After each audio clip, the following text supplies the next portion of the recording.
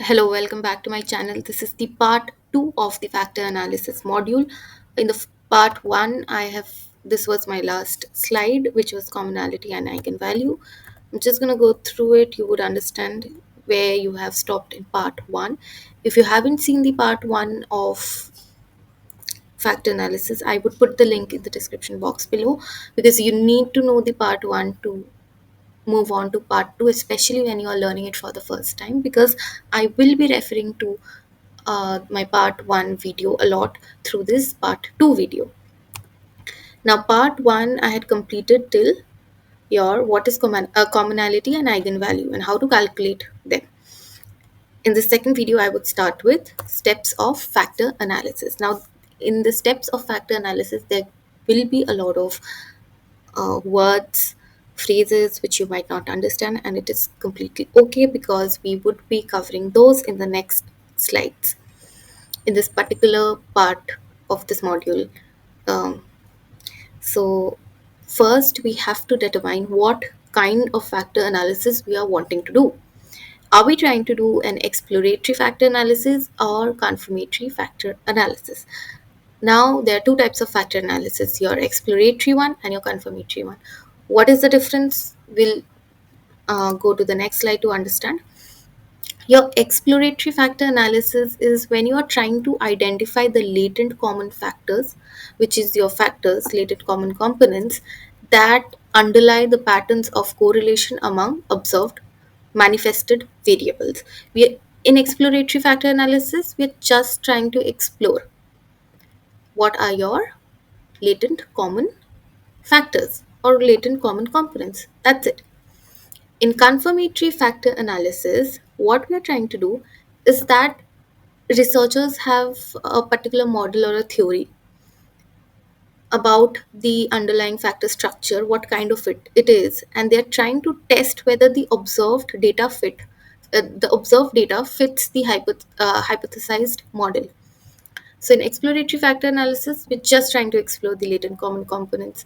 In confirmatory factor analysis, there is a specific theory which is built, and when after the data has been taken out, the researchers are trying to see if the observed data fits the specific theory or hypothesis which they had built. Okay, simple as that. On the other domains like model flexibility in EFA, model testing, CFA, please read it on your own. It's not something very difficult. Once you understand what is EFA and CFA, the basics of it, the other parts become quite easy.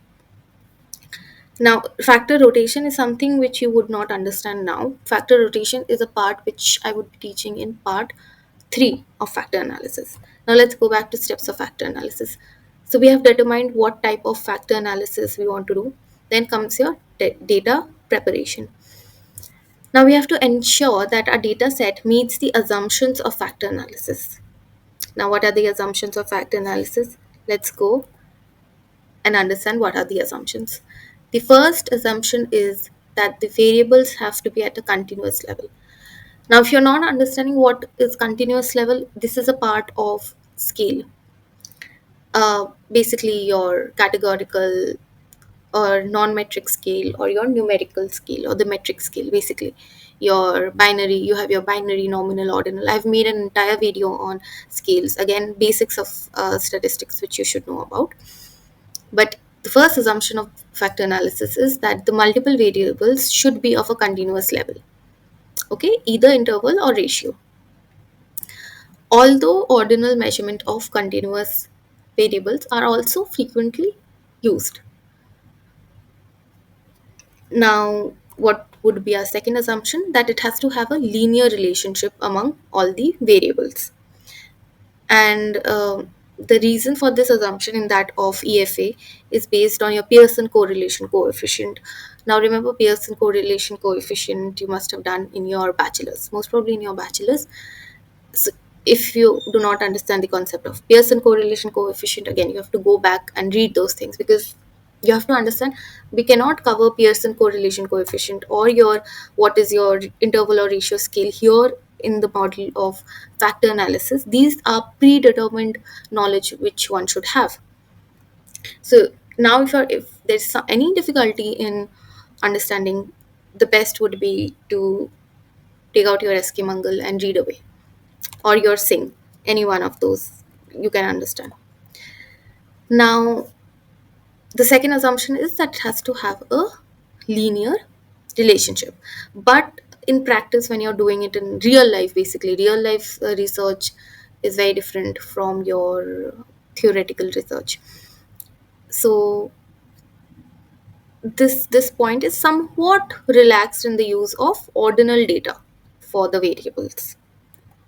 Now, if you're liking the part one and you have liked so till now the part two, please consider subscribing, um, and liking and sharing with your friends, so even they could understand what is factor analysis, or at least I could help them in some sort of way. So your third assumption is that the underlying factors, there is some kind of some correlation is there among the variables, so that the coherent factors can be identified. Now, remember the first definition. Again, this is the part one material. The definition of factor analysis, that there has to be some amount of correlation among the latent common components, or your factorability, basically, is that there is underlying factors explaining the correlation among the variables. Okay. And how is the factorability assessed? It is basically by inter-item correlation.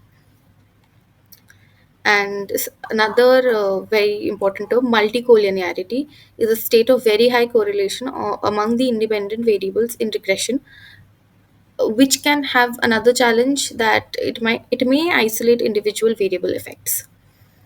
Some amount of correlation is desired, but very extreme amount of multicollinearity can lead to some kind of instability. Now, your fourth assumption is that the minimal or the ideal sample size should be based on variable, which is factor ratio, and minimum should be more than 5 case per variable.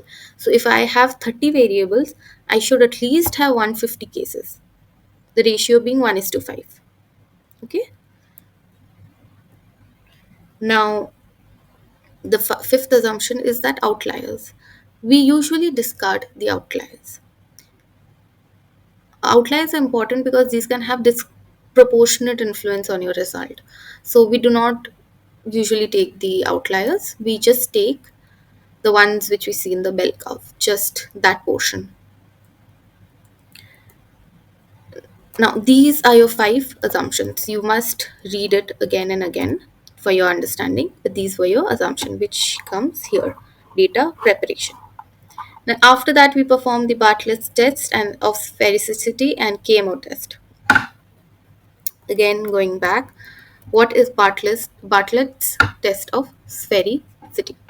And what is your Kaiser-Meyer Olkin, which is your KMO? Now, the KMO test is basically used to assess the adequacy of the dataset for factor analysis. I do not want you to be burdened with so much of information. Just remember, KMO is used to assess if the data set is adequate for factor analysis. Can the data set be used for factor analysis? Who will tell us the answer? Kaiser-Meyer Olkin test or KMO test? And what is your Bartlett's test of sphericity? It's basically a test used in factor analysis to assess whether the correlation matrix of the observed variables is significantly different from an identity matrix, which would imply that there are relationships among the variables suitable for factor analysis. It basically evaluates whether the observed variables in the dataset are appropriate for factor analysis, which assumes that variables are correlated and there are underlying latent common factors. Basically, if there are any correlations, so it we can assume that there are some underlying latent factors. Okay, this is what it is. If we come, yes, we are performing the Bartlett's test of sphericity and KMO test. Then comes to select the number of factors. Um, Then we choose the extraction method, then come the factor rotation, and last we interpret the factor loadings. So we okay, we completed KMO and your sphericity. Then we can come to how do we calculate factor loadings. What is factor loading? If I say factor loading is how closely is your manifested variable related to your latent common components or your factor. Now, how do you calculate those? So this is your correlation matrix. As you can see, this is a correlation matrix, and the first step, the step one, is a column sum. We sum it up. We sum these things. It's called the T. The step two would be summation of the T. Basically, add all the T's. We add it up. It's 8.92. The step three is we are squaring the root of summed T. Basically, square root of 8.92, which would be 2.98. Now remember, this is just an example. For each different example column, sums would be different, summation of T would be different, square root of the sum T would be different. Now for factor loading, each factor would have its own factor loading. A, B, C, D, E, all of them would have different factor loadings. Now for A, the factor loading is 0.68. Column total, we are putting the column total, which is 2.04 divided by square root of T, which is 2.98. And the factor loading for variable A is 0.68. That is how we take out the variable of all of them, A to E. But we see the D, the factor loading of D is 0.30, which is lesser than 0.33. That is why it gets rejected, and all the other factor loadings are accepted.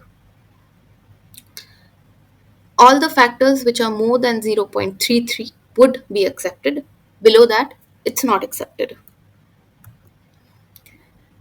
Now, how do we select the appropriate number of factors?